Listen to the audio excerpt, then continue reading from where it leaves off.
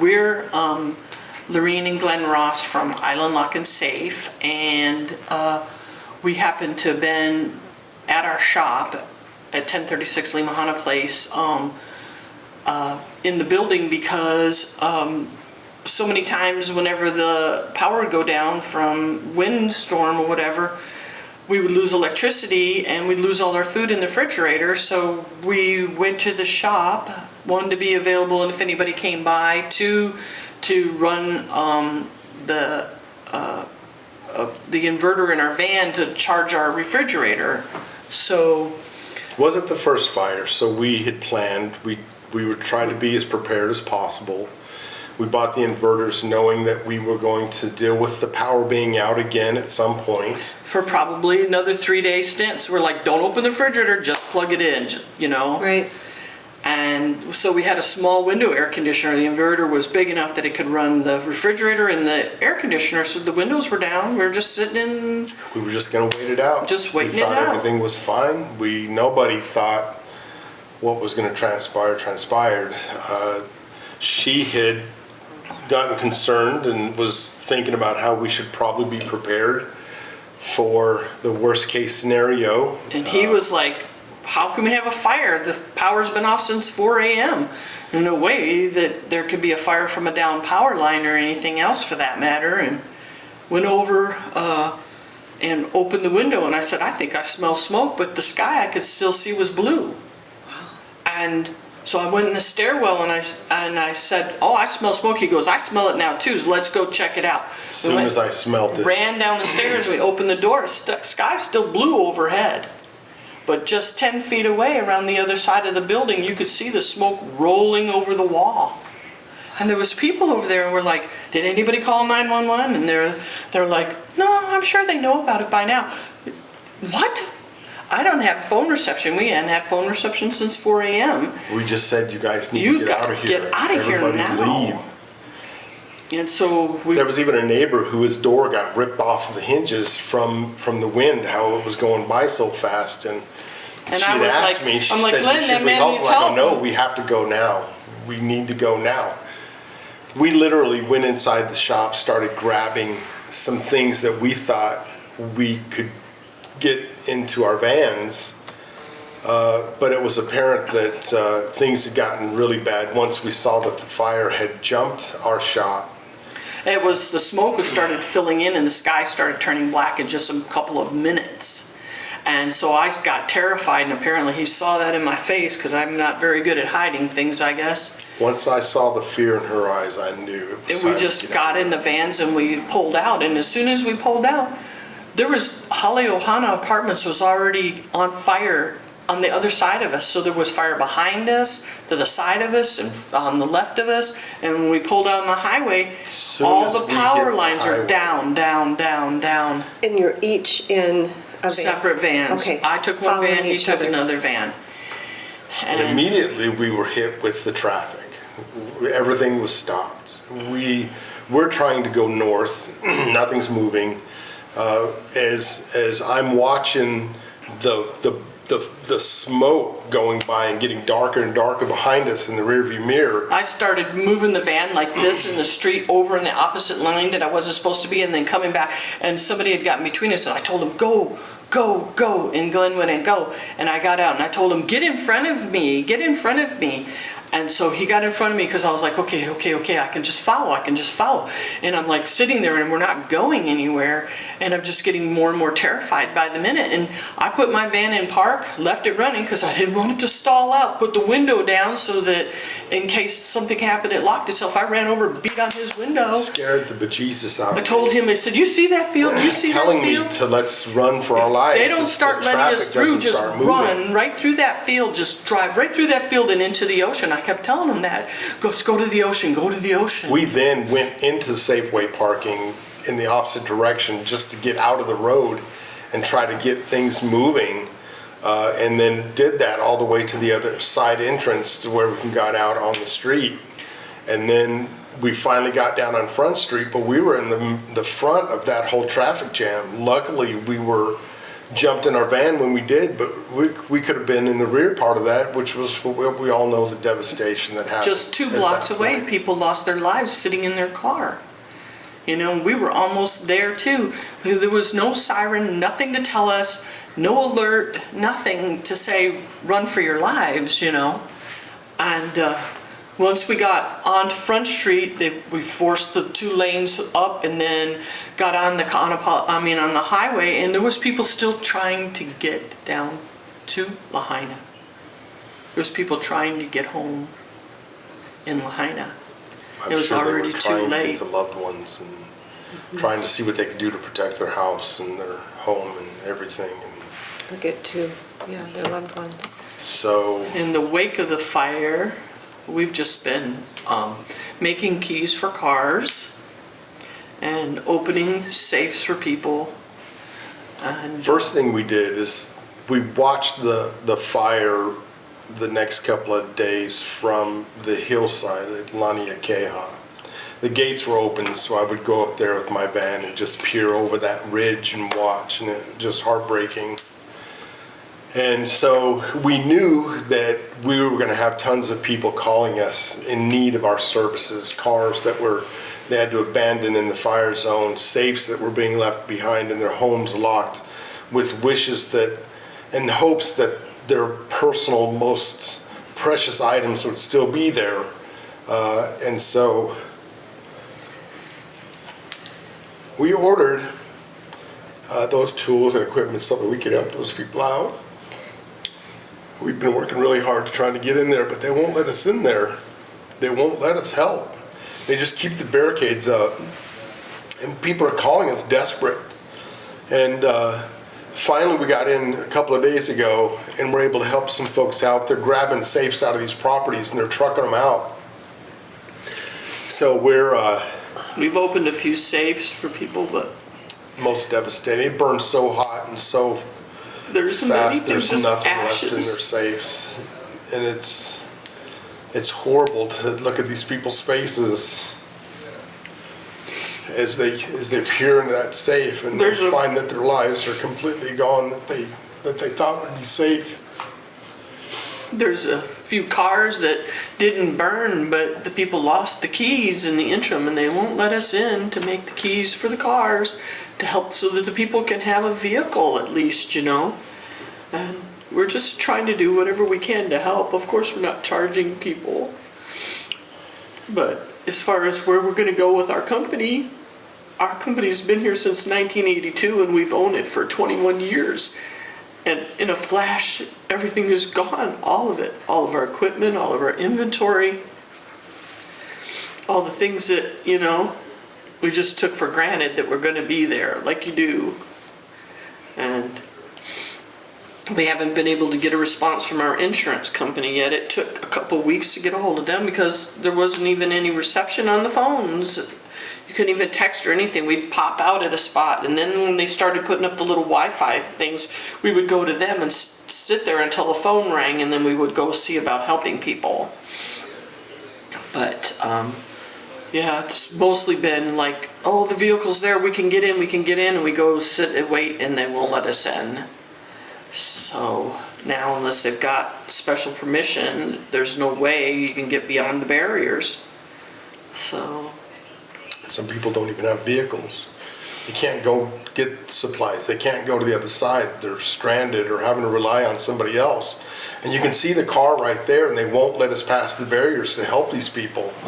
And there's nothing we can do until they let us back there, but we're ready.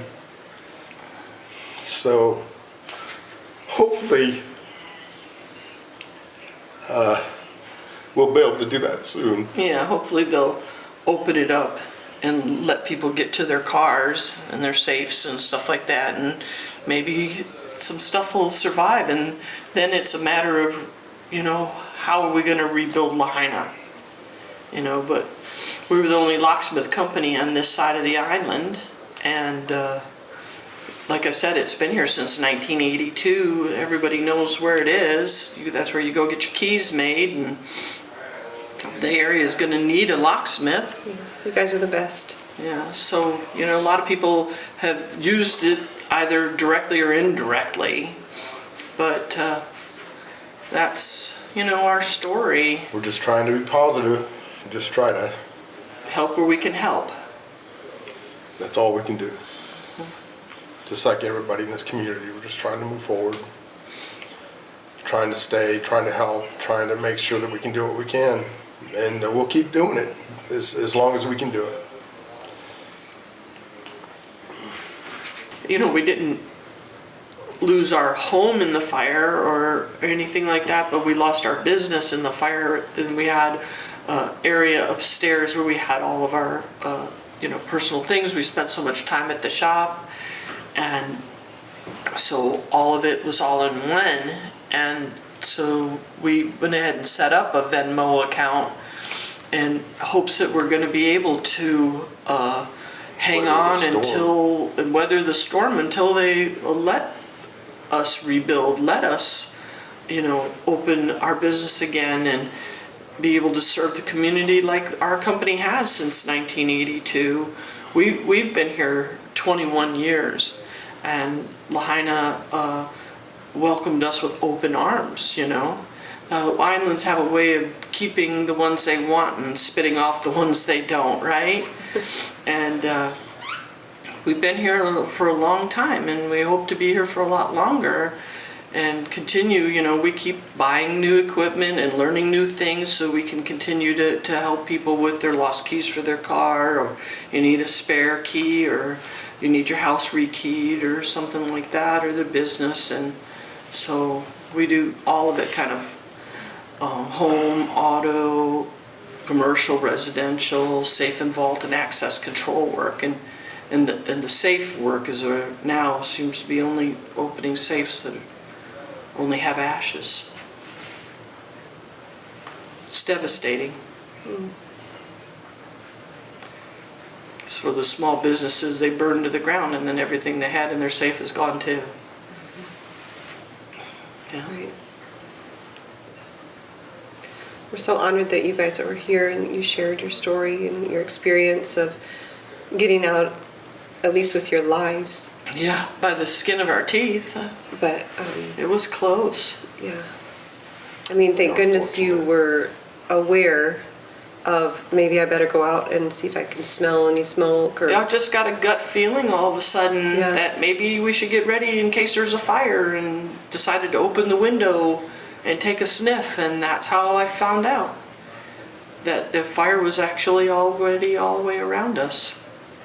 and you ran into a bar close to your business. Around the and- corner, yes. We went around the corner, and We there went was- around the corner and just saw To- people hanging Yeah. around. because there was so. nothing on our side. You couldn't see smoke or anything, but we knew there had to be smoke, so we went around the corner and saw it coming. So we turned and went that way. There was people outside, and we said, "Did anybody call 911? Do you have cell phone reception?" And they're like, "No, I'm sure they're aware of it."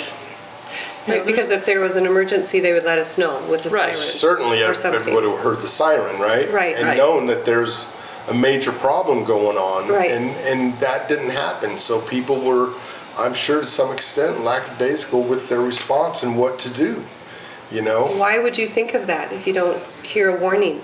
And we've Right. been through a Everyone- couple of fires. Everything was fine. There's, and I'm sure people were like, oh goodness, it's another fire, but didn't know the depth of what was happening, right? Right. And so, the alarm's going off, at least people would have known that there's a major problem. You need to flee the area, or at least be aware that something very, very bad is going on.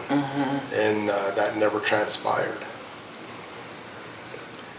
So that had to contribute to some horrible, horrible Numbers, Yeah. people. reason that people had lost their lives because they didn't know. Yeah. Some cars had 3 generations of family in it, When you were driving out of your area and you were going north, and then you got into the Safeway parking lot, did you see the black smoke there? Was it getting, There was a huge plume behind us. Okay. Absolutely. It was like a black wall. And- that's when I got out of the van and beat on his van and told him, drive right through that field right there and drive straight into the ocean if they don't let us go, because the fire's coming. You know, it's already burning Haleohana, which, you know, is already coming. The fire's coming. It's behind us. It's coming. And I told them, if you have to, drive through that field. Luckily, we started going down in the opposite direction of the traffic flow. I'm like, nobody's coming out. I wanted to ram my truck into him, and I wanted to run right over through the where they had the down power lines. I'm like, why can't we drive on that road right there? Even though power lines are down, so what? The damn things don't have electricity anyway, right? You know, why can't we go that way? But they're diverting everybody, and there was converging of traffic from Front Street and from the highway down, and you know, everybody converging together. It was like Kiabe Street. Kiabe Everybody Street, was going into one. coming area, off one- the bypass, the people coming down off the bypass, and I'm like, I'm sure they're bringing those people down off the bypass because they're about to burn up on the side of the road. And then you go out of town and you see cars burned on the side of the road. How long would you say you were in Safeway parking lot before you got out of that area? Probably 30, 40 minutes that we were pressing through the traffic to get to the front of Front Street. Do you recall anyone following you out that path? There was other vehicles behind us, and we Everything weren't was the jammed. only one. Okay. It was a procession of cars trying to get out. But from the highway where we turned out, there was no cars coming. There was only one car that came and got between him and me, whereas normally you would have 2 lanes of traffic, and you know how they all bottleneck right there. There would normally be tons of traffic, but I remember there wasn't anybody, and all of a sudden, how did this person in this car get between him and me? I couldn't understand it, make sense of it. That's why I started driving like a crazy person and told him, get around, you know. And so they went around and got in front of me, and then he came alongside, and I said, I want you to lead. I'm terrified. I don't know which way to go. And then after sitting there for another like 5 minutes, it felt like an eternity. I just wanted to ram his truck with my truck and tell him, go already, go. I looked and I saw the field, and the field was empty, and I'm just like, I got out of the truck, like I said, and left the engine running and put the window down, make sure I wouldn't accidentally get locked out, because the only key we had was the one that was running the car, you know. The locksmith was only one key, right? And I beat on his window, scared him to death, and I said, if they don't start moving pretty soon, drive through that field, because I figured other people would follow us. You know, if somebody goes, then others will follow, and at least we could make a path to the ocean. But they luckily let the cars go through, and we got through. It's just like inching. And so they Meanwhile, that black wall of smoke is coming and getting coming and darker coming. darker. And just the wall got bigger and bigger. I was taking video of the heat that was coming off of that smoke and what it was doing to the ocean, and it was swirling out there, and it was very ominous and scary. When you have a fire like that, it's a monster of its own, because it creates its own wind, and that's, I think, how some of it turned around and came up Waikuli and burned back around later that evening. Because we know a friend that he was like, okay, the wind's blowing that way, I should be safe, and went to bed at 8 o'clock. And 3 a.m. his smoke detectors woke him up. His house was already engulfed. He jumped out the bathroom window, which was high and small, and landed on his head. Dove out the rest. So luckily he got out. He was like that close to not making it out. And I was like, how the heck did it get all the way over there when it was just down Lahaina town, you know? But it was a monster of its own, just swirled back around and took more people and more homes. Yeah. So, I'm Lorene Ross, I'm Glenn Ross. and we're the owners of Island Lock and Safe in Lahaina, Hawaii. Our shop burned in the fire of